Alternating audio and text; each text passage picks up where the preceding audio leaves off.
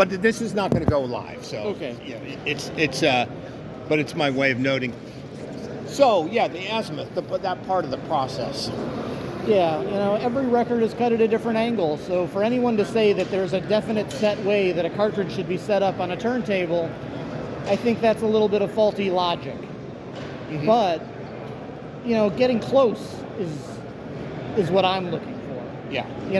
I know that there are a lot of really talented setup guys right now that are helping a lot of very high-end analog lovers to dial in their rigs and get them to as close to that 95 to 100% perfect setup as possible. Mm-hmm. But I would say for most human beings, getting closer is really the goal. Okay. And whether you're using thousands of dollars of computerized tools or using something more simple just to make sure that your azimuth is in the zone, makes a huge difference to a lot of music lovers. And you don't have to wear that for me if you... I'm happy wearing it. Yeah, I just want to make sure I had it on right. Yeah, I've been wearing it. Anyway, keep going. Yeah. So it's all fascinating. And also, to be honest with everyone, is that I am not, a setup expert. I love vinyl. I love listening to music. And I try to get as close to perfect as I can. Mm-hmm. And I've had some friends in the industry help me with my setups as well. Yeah. But I think just letting the readers know that setup is really important and that there are tools, whether you're going to spend $100 on a setup tool or spend thousands of dollars on some more sophisticated tools, there's a way to get a lot more music off the grooves of those records that you own. Yeah. And I don't know if I want to be on record saying that there is an exact right way to set up a turntable or not because of what we were talking about earlier about the cutting of all records being slightly different. That's for engineers to decide, and I'm not an engineer. Mm-hmm. I just don't like people thinking that they need to invest that kind of money to enjoy their record collections, which is definitely not the case. I think that there are hundreds of thousands of audiophiles and music lovers all over the world that are testament to how much they love their record collections, and maybe they're a degree or two off on their azimuth, and they're still having a great time. Yeah. The last time I saw you was 2018. We talked then. I wrote a blog entry then 2019, and then after that, of course, COVID. What's business been like during the COVID? Most extreme period of the COVID. It's really been fascinating, and it's been it took me a long time to even be able to talk about it publicly, which we're doing right now. But honestly, because when the pandemic first started and there was a lot of fear out there, people were locked in their homes for a while. Yeah. And what really stunned us was how much music meant to almost everyone in America and the world. In my opinion, music is the greatest art form humans have ever created. So it doesn't really shock me that it gave so much soothing and solace to so many people. But what really has surprised me and everyone on our team, and I'm sure everyone on your team, is just, people going back and getting their records out of their attic or their basements or their garages, bringing them inside and playing them. It's the same effect that's been happening for the last 20 years with our customers. It's almost like walking into a time machine and remembering when you bought that record, who you were dating when you bought that record, and what was going on in the country around that time when you bought that record. But in the pandemic, it elevated all that to such a more profound level because it just made people feel so much better. But that's okay. No, it's fine. It's fine. No. But somebody at that booth has to have one. I'll get one. I'm sorry. It's okay.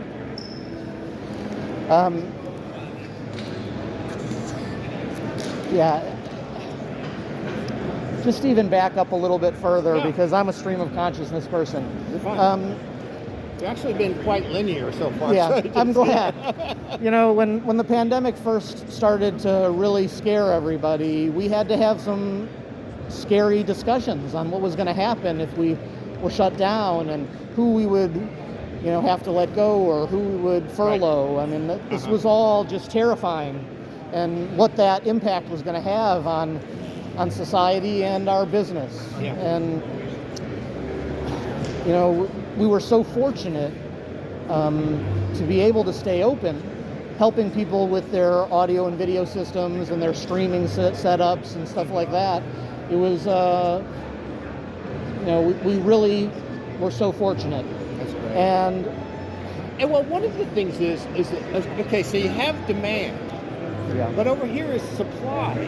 But the supply chain didn't break down for you. Well, it did in And they- certain ways, and I But- can wear like a Music Direct hat, and I Yeah, can wear a yeah. Mobile Fidelity hat. Yeah. On the Mobile Fidelity side, obviously, as all of your readers know, demand has outstripped supply in such I know. a profound way. Yeah. And on one hand, it's really exciting because no one Yeah. would have predicted No. that vinyl would be this No one big. would have predicted. No No. one. Yeah. Even companies like us who have been saying for 30 years now that the sound on a piece of vinyl is better than a CD. Yeah. But no one expected this kind of growth This to is happen. true. This is true. I mean, but on one hand, it's great to see so many young people to older people getting, you know, into vinyl for the first time or coming back to vinyl for just the pleasure of that single-mindedness of dropping a needle down on a slab of plastic, and the fact that it's not what you're doing while you're waiting for the bus or riding the train or riding your bike around. It's that single-mindedness that allows you to kind of push all these other thoughts out of your head, sit down and luxuriate, is that a word? I'll take it. Yeah. You know, it's such a different kind of musical experience for people in the current streaming and digital world that we live in today. It gets you away from that computer, you know, and Yeah. it becomes a more, to me, authentic experience, especially because of the computer thing. How many people did you talk to who say I spend too much time on Facebook every day? I Oh. want to go back to what you were talking about, which what would we have predicted? Yeah. I'm 63. I started buying records in junior high. By high school, I had that many records. By college, I had twice that. And when records started to disappear, I hit the streets hard. I ended up with a couple thousand jazz records and thousands of, and then lots of other music too. But I hit it hard and found, you know, the early pressings of all the jazz stuff and stuff Yeah. like that. So I never stopped, not for 1 second. And when I started the magazine, which I don't know if that was 13 years ago, I'd been there writing for them for about a week. And all of a sudden there was an uptick, and I was on the phone with you right away, and I was saying to you, hey, this is good. And I was doing it with other people too. Warner was another example, because they were real big on the vinyl For thing sure. at that point. And I said to everybody, do you think it's gonna sustain itself and keep growing? And the general consensus was, and I agreed, it'll flatten pretty soon, or dip or something. And Yeah, I think what I used to say to interviewees is that, you know, vinyl's always going to be a huge part of our business, but in the mainstream world, There you go. there must be some kind of a place where it's going to top out. Yeah. It doesn't make sense. Yeah. You know, I think even the people that have been screaming about vinyl's benefits and the sonic benefits of vinyl couldn't have predicted this. I don't think there's anyone that's walking No one around did. saying, No one did. I predicted No this. one did. No one did. I know, because I asked everybody. Yeah. Let's talk about some really recent things going on as far as the Mobile Fidelity end of things, and what are some recent titles that you're excited about, and if you have anything that's about to break, you can tell me or not, like whatever. Yeah, there's a few things that are coming out reasonably soon that we're working on in the background right now that I wish I could tell you about, but unfortunately, Yeah. our relationships with our major partners would not be too happy with me if I did. That's the way it goes. But there have been some titles that we've got coming out that have been announced that we're really excited about. Personally, for me, I'm very excited for Crosby, Stills and Nash one-step box set of their first record. It's going to be really exciting. We've had some new stuff come out. I think our David Crosby, if I can only remember my name, LP just hit, and we're selling them at the booth today. Yeah. And that it's always been a record that I've loved from when I was younger, and I think your own Harry Pearson, it was one of his favorite records too. So it's been a real pleasure for us to get this record out. But some of the things that I'm sure you talked with Sean and John about was about our cutting system and how we've made so many improvements since over the past 20 years. And right now, there is no question that we're making the best records that we've ever made. I mean, there's just no question about it. And that's really why I do like to spread some promos around to the Absolute Sound staff, because I want them to hear the gains that we've been making. The guys in Sebastopol, in the mastering studio, these guys are lifers. They are so dedicated to the philosophy of Mobile Fidelity Sound Lab, and they got drunk on the Kool-Aid decades ago. These guys take their job so seriously. And while there are some other people that are making some really great pressings right now, I don't think anyone has the luxury of the time and the effort that we put into each record that we make, whether it's on the digital side or the analog side. We give our engineers enough time to make sure that we really get as much off the master tape as humanly possible. And a lot of engineers don't have that time to do that. So with our modified gear and the pressing plant we use and the kind of vinyl we've been using lately, we've gotten to the point where we've lowered the noise floor dramatically, and I think there's a lot more detail coming to the forefront. And the sonic signature is really like listening to the master tape. And while everyone would love to have that opportunity, it's not possible. So we're really trying our best to capture as much of what's on those master tapes as humanly possible. And we're always going to strive to make investments to make sure that we're elevating our cutting art.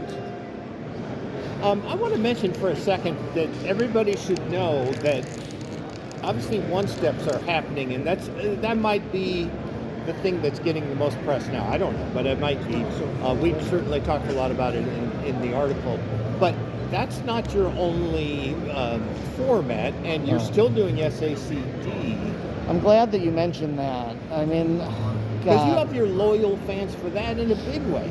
There's no doubt, and unfortunately, there aren't as many titles coming out as there were 10 years ago. But it's certainly, I don't know. Yeah, currently it's the best digital hard good format available, period. But what I can tell you with 100% certainty is that the digital titles that we're working on are absolutely the finest digital versions of these titles that anyone is ever going to get to hear. And unfortunately, because vinyl is getting all the press right now, people aren't talking as much about the digital work we've been doing. We're still selling a good quantity of the SACDs around the world. People are loving our work. But I would really love to talk to some of your reviewers to make sure that they got to hear all of our digital work, because as streaming is getting better and better, it's still, even the 24 192 streams, which have made streaming a real audiophile source, and I use it myself. But the work we're doing on SACD is head and shoulders above any of that work. You know what? I will make mention of that, and we do sometimes review the SACD and not the other formats. ELO, Eldorado, my favorite ELO album. I love that.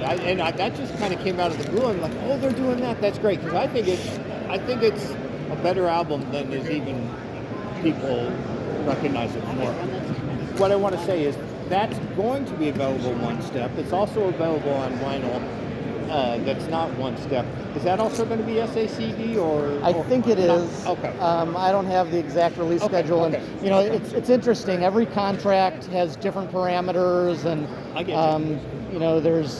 there's the label, there's the artist and their management team, and they're all kind of deciding what should be released. And we definitely always prefer to do multiple formats so that there's something in the price point for everybody. Obviously, the one-step box sets have to be limited because of the nature of the one-step pressing process, the production process. So it's always good for us to have just a regular original master recording version out as well that we can have a 3-year or even longer contract on so that we can meet the demand. I know that when I was walking around hi-fi shows with the first test pressings of the Santana Abraxas one-step box set and playing it in rooms, I was blown away at the reception I was getting. People would stand up and applaud after the first side of that album would get played, and they would ask me questions, and I would say, well, yeah, obviously this is going to be a little bit more expensive. And they were saying things like, how much, 300, 400? I'm like, no, not that much, but it's not going to be $35. There's an incredible amount of work with these one-steps, and an incredible amount of time. And yeah, we have done everything we can to make sure that the consumer that opens these one-step boxes are hearing the best vinyl version that we can imagine. And I would like to touch just for a second on some of the other one-step pressings that have been coming out in the world. Okay. And it's not like we invented one-step, so I don't want to take credit for it. But guys like Tim DePervicini, who we lost this year during COVID, guys like John Wood and our cutting engineers, Krieg, they put this plan together for years. And to be honest, we cut completely differently for one step than we do for a regular record, where the only way I can describe it to people is like you go to a club and they stamp your hand and you lick your hand and put your hand on your date's hand, and then they lick their hand and put the stamp on their friend's hand. Yeah. The fact that records can even sound good at all is miraculous to everyone, right? That's a good analogy. But when you take two of those steps out of the process, the end result is going to sound different. So it took us years to develop the cutting system for one step specifically. And I do think while people are getting on this quality bandwagon and putting out their own one-step releases, I'm not sure that they have taken the time to do that research to know that the end result product is going to sound a little different than they expect. So I hope that they can learn that through putting out titles and hearing what they're hearing, because you do have to make some subtle changes on your boards to do it right. That will show up in this. Yeah, I'll definitely share that with them. Anything else off the top of your head? Because I think that's really good. I can take that and run with that. I can take some photos of some of the latest titles. Yeah, unfortunately, and this is something on the supply side, we've been pressing at RTI forever. It's the only pressing plant in the world that we trust currently. Okay. And we're in line for our back orders and our new titles with everybody else. And now that we're starting to hear a lot of stories about new people coming into the pressing world and new investments being made to increase capacity, we're hoping that people will start pressing in other places and not relying so much on RTI, so that the companies that really demand the finest pressings in the world can get some of their products out. We have been behind on so many titles, and everyone here at Expona is coming expecting to see our catalog of records, and we don't have them. We have thousands and thousands of people waiting on every single in-print title right now, and when we do get represses, they're not even enough to cover our back orders. Yeah, I believe you. Yeah. On one hand, it's amazing that the demand is so high.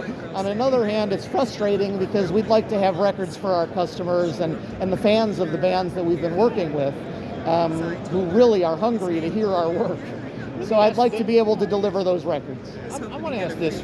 You heard about Jack White's interview recently where he said Yes. the major labels can start pressing their own stuff. Do you think there's a chance in hell that'll happen? Well, I can go off the record. I won't put this in. Yeah. I don't know if Jack White has any power to tell anybody what to do with their millions of dollars on the major label side, but I do know there was a reason they wanted to get out of the record pressing business, and they've always farmed it out to third-party vendors, even back in the day. It's an incredible amount of work, and maybe you can buy 20 presses and buy a building and put them in there. But the truth is that you need people to run a pressing plant. And it's not just pushing a button on a machine and walking away. You have to have trained people. It's kind of like any other high-end endeavor, whether you're making cameras or you're making phono cartridges or you're making watches. I mean, you can't just hire a new staff and have them make Rolexes next week. It is very specific work that takes apprenticeship and knowledge to make records good. And my only problem with a lot of the larger pressing plants that have hundreds of presses is that they're not listening to anything. And they're trying to meet demand as quickly as they can to get records out the door. And can I put that in the article? No. I don't want Off the record. Off the record. I don't want to be Mr. Negative. No, that's fine. In print. It's not going anywhere. Yeah, I mean, I just don't. We have plenty to work with. Yeah, about that. But anyway, I hear you on that. And but that's the reality of the situation. What those labels would have to do is say, we're going to pay people for their experience and their knowledge, and that costs money. You can't say call up a temp agency and say, let's have sensible people in here and have them press some records and have them sound good. You need people, and how do you train them? How do you, it's going to cost money. And even if you're training them on the job, it just takes time. So while right now there's... And time is money. Yeah, right now there's hundreds of millions of records on back order. And you can open a pressing plant today, but that doesn't mean you're going to be ready to make a proper record that you can actually sell to a consumer in a few weeks. There's a huge learning curve. Well, I'm glad I got to talk to you. You'll see me these next few days For if you're sure. going to be around. Yeah, I'm going to be walking around the whole Are you show. going to be part of any of the talks? I haven't even looked at the schedule at all. You know what? They didn't ask me this year.